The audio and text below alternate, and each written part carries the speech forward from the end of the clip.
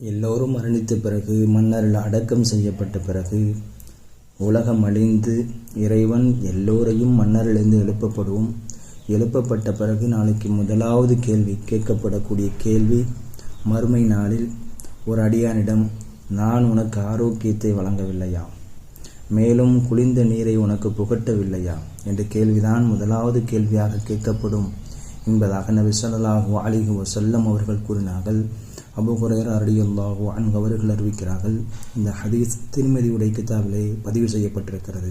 ஒரு மனிதனுக்கு ஆரோக்கியத்தை வழங்கியிருக்கிறான் என்றால் அந்த ஆரோக்கியத்தை நல்ல முறையில் பயன்படுத்த வேண்டும். ஒன்று, குளிர்ந்த நீரை அல்லாஹ் கொடுத்திருக்கிறான், தண்ணீரை கொடுத்திருக்கிறான் என்றால் அதற்கு நன்றி செலுத்த வேண்டும். கண்ணியத்து குறித்தானவர்களே, நம்முடைய வாலிப காலத்தை, நமது ஆரோக்கியத்தை நல்ல முறையில் இறைவனுக்கு பொருத்தமுள்ள முறையில் செலவு செய்யக்கூடிய பாக்கியத்தை அல்லாஹ் நமக்கெல்லாம் தந்தார்கள்.